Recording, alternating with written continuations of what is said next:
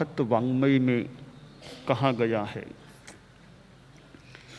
तहीयाणम तु भावाणम सब भावे उवएषणम भावेणम सद्दहन्तस्य सम्मत्तम तम वियाह्यम।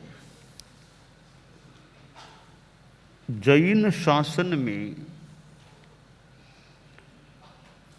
सम्यक्त्व और चारित्र ये दोनों बहुत महत्वपूर्ण तत्व हैं।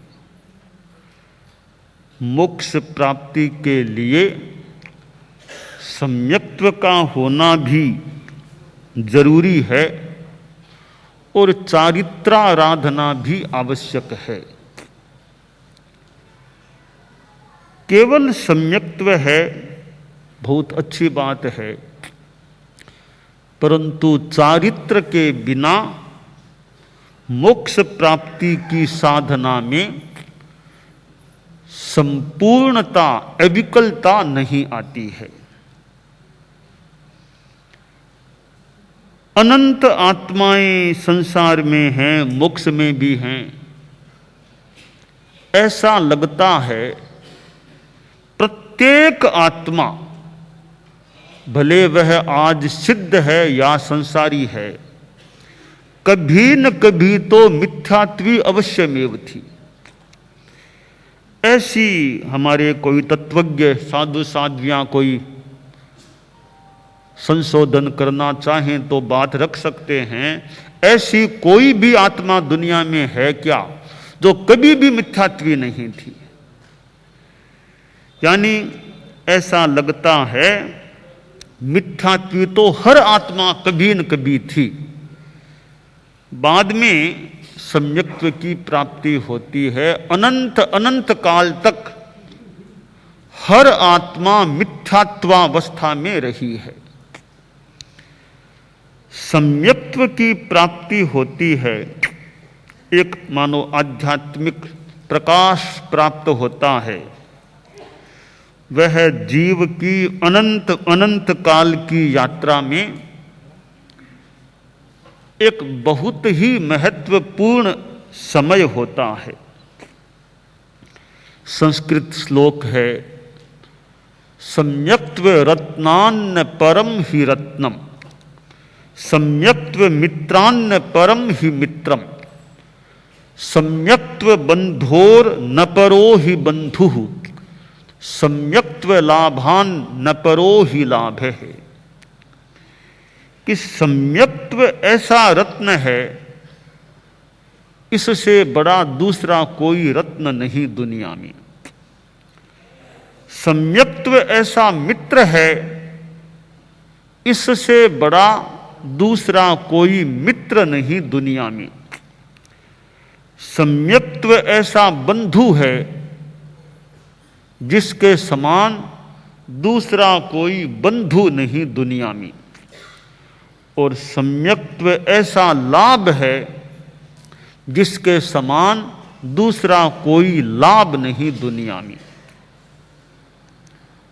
अब प्रश्न है कि सम्यक्त्व इतना बड़ा रत्न है, तो क्या चारित्र से भी बड़ा है क्या सम्यक्त्व?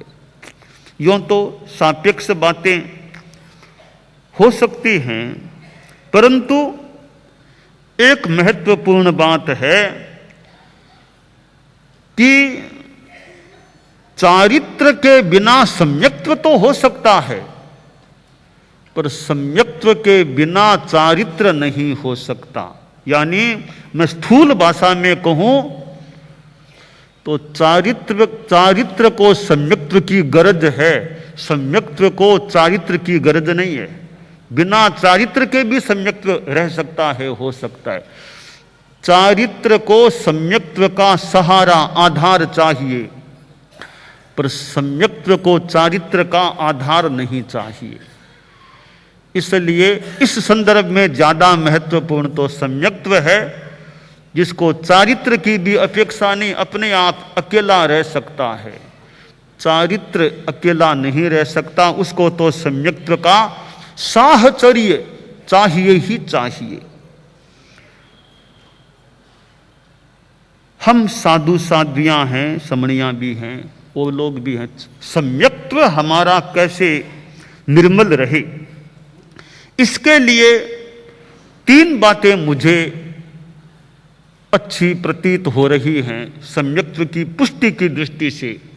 पहली बात है यथार्थ निष्ठा, यथार्थ के प्रति श्रद्धा। जो सही है बस उसको मेरा समर्थन है। आगम का सुक्त भी आलंबन भूत बन सकता है। वह है तमेव सत्यम ऋणीसंकम जम जिणे हिम पवेयम। वही सत्य है और वह सत्य ही है जो जिनों के द्वारा, केवलियों के द्वारा प्रवेदित होता है। तो यह आस्था सूत्र तमेव सत्यम ऋणीसंकम जम जिणे हिम पवेयम, मैं उसी को सत्य मानता हूं जो जिनों के द्वारा प्रवेदित है। मेरा जो कुछ मानना है वो मेरे व्यवहार में हो सकता है, पर सत्य वही है जो केवलियों के द्वारा प्रवेदित है। उसी को मेरा समर्पण है और समर्थन है। यह आस्था का भाव मुझे लगता है सम्यक्त्व को बड़ी संपुष्टि देने वाला बन सकता है। तो पहली बात हो गई यथार्थ श्रद्धा। दूसरी बात है तत्वबोध का प्रयास। ज्ञान करें, तत्व को समझें, जीव क्या, अजीव क्या, पुण्य पाप क्या, बंध मोक्ष क्या, आश्रव संबर निद्रा, तत्वों को समझें, ज्ञान को बढ़ाएं कि सही क्या है, सही बात को जाने समझें, जाने समझें। आत्मा, परमात्मा, स्वर्ग, नरक, पुण्य पाप, तो सही ज्ञान हो, मेरा ज्ञान सही हो, यह भावना में सही बात को पकड़ूं, सही बात को समझूं। यह सही की ग्रहण की भावना रहती है, यह भी सम्यक्त्व को संपुष्ट करने वाली बन सकती। तो मैं सही बात को ग्रहण करूं, सही बात को समझूं। जो सही बात नहीं लगती है उसको मैं महत्व नहीं दूं। व्यवहार में मानना भी पड़े तो ठीक है, अंतर मन से महत्व नहीं दूं जो सही नहीं हो उसको। और सही गलत का कहीं कहीं भी आखिर मैं अपनी बुद्धि से मान रहा हूं, बाकी वास्तव में जो सही है उसको मेरा समर्थन है। अंतर मन से मेरा समर्थन उसी को है जो सही है, वास्तव में सही है। तो सम्यक्त्व पुष्टि का दूसरा साधन है तत्वबोध का प्रयास। सम्यक्त्व पुष्टि का तीसरा उपाय है कषाय मंदता। कषाय राग, द्वेष, क्रोध, मान, माया, लोभ, ये मेरे प्रतनु बने, ये मंद रहें। कषायों को मंद रखें। अनंतानुबंधी प्रबल है तो सम्यक्त्व आ ही नहीं सकता, रह नहीं सकता। तो कषाय मंदता का अभ्यास या कषाय मंदता है, वह भी सम्यक्त्व को संपुष्टि देने वाला तत्व हो जाता है। सम्यक्त्व है और फिर साथ में चारित्र भी हो, फिर तो कहना ही क्या, वो सोने पे सुहागा कह दे। दोनों हैं, फिर तो मोक्ष का मार्ग परिपूर्ण हो गया है। कोरे सम्यक्त्व से अधूरा मार्ग मान ले। दोनों का योग है, सम्यक्त्व और चारित्र, तो मोक्ष मार्ग संपूर्णता को प्राप्त हो जाता है। साध्वी प्रमुखा शासन माता श्री का स्मृति सभा का क्रम चल रहा है और साध्वी प्रमुखा जी ने चारित्र भी ग्रहण किया। और चारित्र है तो सम्यक्त्व तो है ही है, उसके बिना तो चारित्र रह ही नहीं सकता। सम्यक्त्व और चारित्र की आराधना अच्छी होती रहे। साधु का जीवन है, कभी दोष भी लग सकते हैं, प्रतिसेवनाएं हो सकती हैं, प्रमाद भी हो सकता है। शुद्धिकरण का प्रयास चलता रहे। शुद्धि हो जाए, जो प्रतिसेवनाएं हुई हैं उनका विशोधीकरण हो जाए। ये हमारे यहाँ आलोचना प्रायश्चित की जो बात है वो शुद्धि का उपाय है। एक तो प्रतिक्रमण अगर बढ़िया होता रहे, 2 बार साधु को प्रतिक्रमण करना होता है, निर्ग्रंथी को भी 2 बार प्रतिक्रमण करना होता है। प्रतिक्रमण अच्छा होता रहे तो वह भी एक शुद्धि का उपाय है। प्रतिक्रमण में बहुत ज़्यादा जल्दी कर करा के वो रात काट दे, मजबूरी में कभी जल्दी करनी पड़े तो पड़े, बाकी प्रतिक्रमण अच्छा हो वो बढ़िया चीज़ है, शांति से अच्छा हो जाए। और दूसरी चीज़ है प्रायश्चित। कि प्रायश्चित अपना ले लिया जाए, जो प्रतिसेवना दोष लगा हो तो प्रायश्चित ले लिया जाए। मैं साध्वी प्रमुखा जी के पास जाता और उन्होंने उनको यहाँ आने के लिए एम्बुलेंस का उपयोग भी उनको करना पड़ा। तो एम्बुलेंस का प्रायश्चित दिया गया। उनका भी यह विधि हमारी है, आपको 1 मासिक छेद प्रायश्चित की हमारी विधि है। तो उन्होंने उस वहाँ अनुकंपा भवन में, मैंने कहा आपको एम्बुलेंस का उपयोग करना पड़ा है, इसलिए 1 मासिक छेद प्रायश्चित आपको दिया जा रहा है। और भी मैं जाता तो मैं चला करके भी कह देता, रात को आपके काम पड़ा है थोड़ा प्रतिसेवना का, तो आपको आलोचना दे रहा हूँ मैं। यूँ आलोचना का क्रम चलता। और ऐसे भी मैंने एक दिन का भी और भी मैं आपको विस्तार से, जब मैं बालाजी हॉस्पिटल में था तो दोपहर में मैं पास में आसीन था, मैंने कहा मैं एक बार आपको पूरे संयम जीवन काल अब तक का है उसकी आपको आलोचना करा देता हूँ मैं। तो मैंने कहा मैं थोड़ा एकांत कर लेता हूँ। मैंने साथियों को सबको बाहर भेज दिया और सबको कहा मेरे पास मुख्य मुनि है ही कल्प में, तो आप हैं, तो मैं अब आपको एक विस्तार से और सूक्ष्मता से संयम जीवन की आलोचना करा देता हूँ। तो फिर उन्होंने एक एक बात जितना विस्तार से मैंने उनको मैं पूछता गया, कहीं इस विषय का दोष लगाओ, कि यह दोष लगाओ, दोष पूछते पूछते उनको बार बार तस्य मिच्छामि दुक्कडं कराता गया। और जो भी उस आलोचना वगैरह का क्रम था वो मैंने कुछ मिनट लगा करके दोपहर में थोड़ा विस्तार से उनको मैंने, जैसे MRI होती है, एक तो एक्सरे फिर MRI आदि चीज़ें हैं, CT स्कैन है, ताकि सूक्ष्मता से ये कहीं कोई दोष कोई बात गड़बड़ी है क्या। तो ये मैंने कहा एक तरह से MRI जैसी मैं जांच करके आपको प्रयास कर रहा हूँ आलोचना कराने की। तो बालाजी हॉस्पिटल में वो 7 मार्च को मैंने थोड़ा विस्तार से उनको संयम जीवन के लंबे काल की आलोचना कराने का भी प्रयास किया। फिर एक दिन मैंने कहा अब मैं आपको महाव्रतों की एक और छठे रात्रि भोजन ब्रह्मण व्रत की आरोपणा दोबारा पाठ करा देता हूँ। तो फिर मैंने एक बार आगम के पाठ के आधार पर भी उनको 5 महाव्रतों का दोबारा एक तरह से प्रत्याख्यान का क्रम कराया। छठे रात्रि भोजन ब्रह्मण व्रत का भी प्रत्याख्यान रूप वो पाठ मैंने पढ़ा।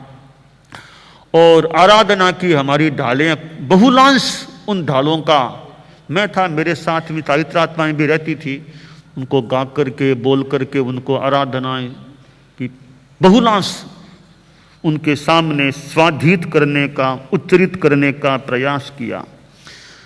और बार बार वो कृतज्ञता ज्ञापित करती, कृपा कराई, मैं बार बार बोलती रहती। थोड़ी देर मैंने कहा अब बहुत आप कृपा कराई, यानी उनके वो अभिव्यक्ति होती, कृतज्ञता की अभिव्यक्ति।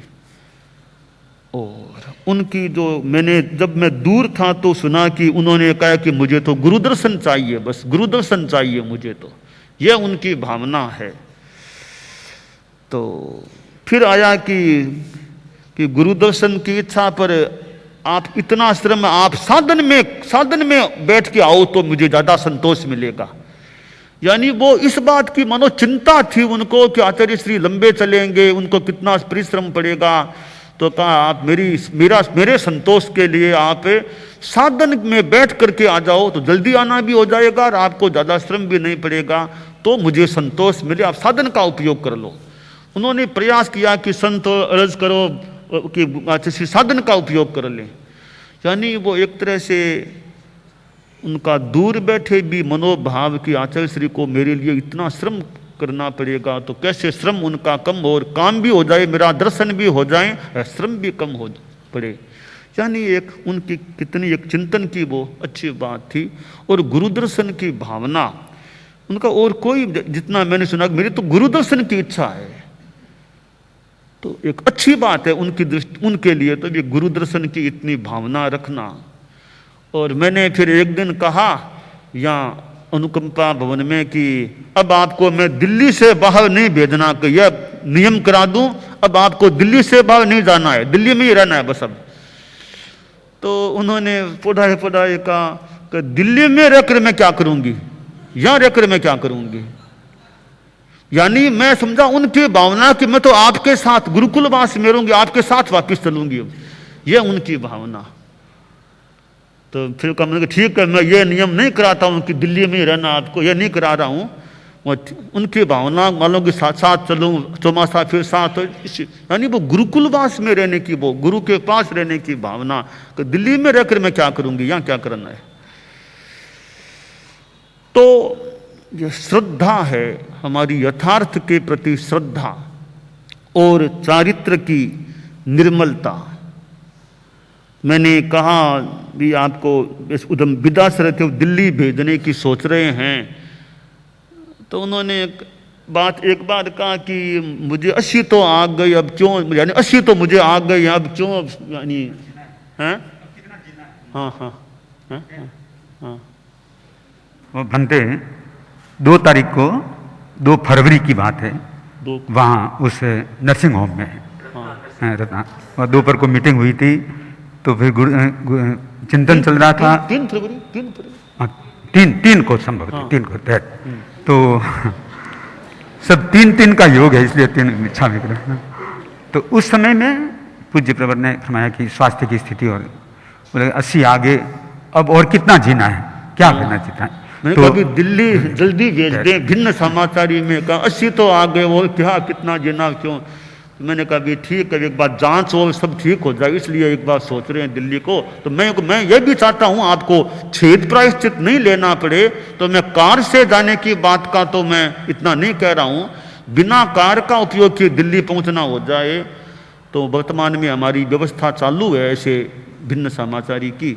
तो फिर उन्होंने कहा ठीक है, फिर दिल्ली के लोग आए हुए थे वहाँ पर, तो फिर हमने दिल्ली भेजने का निर्णय किया। वो दिल्ली पधार भी गई, और दिल्ली में चिकित्सा का उनका प्रयास भी बहुत, जितना हुआ उतना प्रयास भी हुआ, तो आखिर ठीक है, कम से कम वेदना ज़्यादा न हो ऐसी बीमारी में, ठीक है। और तो लंबी आशा करना मुश्किल, पर जब तक रहे आदमी ज़्यादा तड़फे नहीं, वेदना न भोगनी पड़े, इतनी व्यवस्था हो जाए तो भी ठीक है। फिर तो यूँ उनका चिकित्सा का क्रम भी चला, और उनकी यह भी भावना अच्छी थी कि 80 तो आ गए, अब और क्यों मैं कहीं जाऊं, क्यों अब, ये भावना अच्छी थी उनकी दृष्टि से, ठीक ही थी कि अब क्यों क्यों वाहन का उपयोग करना पड़े। तो खैर दिल्ली भी आना हो गया, और उन्होंने अपने जीवन में जो साधना की, और कितनों को साधना में सहयोग दिया है, कितनी साधियों का दीक्षा का लोच, चोटी के बालों का लोच, सैकड़ों साधियों का दीक्षा के समय जो चोटी के बाल लिए जाते हैं, आचार्यों ने जितने नहीं लिए संभवतः उतने उन्होंने लिए हैं। मतलब यानी साधियाँ ज़्यादा होती है, तो उन्होंने जितने लोच किए हैं, सैकड़ों नवदीक्षित साधियों के केस लोच, तो चोटी के बाल जो होते हैं थोड़े से, वो उन्होंने लिए हैं। और कितनों को सहयोग देना, व्यवस्था करना, संभालना, कितना काम उन्होंने अपने जीवन में किया है। तो जो सेवा का कार्य उन्होंने किया है, और इतना बड़ा साध्वी समुदाय, और मर्यादा महोत्सव के दिनों में बहुत बड़ा समुदाय साधियों का कई बार इकट्ठा हो जाता था। तो उनके लिए तो भारी एक वो कार्य का समय होता था। तो किस रूप में उन्होंने आचार्यों को मानो एक सहयोग दिया इस व्यवस्था तंत्र के कार्य में। तो यह चारित्र जीवन में हो फिर आदमी सेवा भी करे, दूसरों को सहयोग भी दे, तो सम्यक्त्व, चारित्र और यह सेवा का कार्य यह साथ में चलता है तो जीवन कितना एक सार्थक बन सकता है। तो शासन माता महाश्रमणी साध्वी प्रमुखा जी ने हमारे धर्म संघ को लंबे काल तक अपनी सेवाएं दी हैं और उनकी सेवाओं से भी धर्म संघ को भी मानो आगे बढ़ने का भी मौका मिला है। यानी इतनी साधियों को सहयोग देना और उनका अन्य साहित्य आदि का कार्य भी था, तो उन्होंने हमारे धर्म संघ को औरों को भी सेवाएं दी है। तो हम उनके गुणों का स्मरण करके हम भी जितना विकास कर सकें हम विकास का प्रयास करते रहें, यह काम है।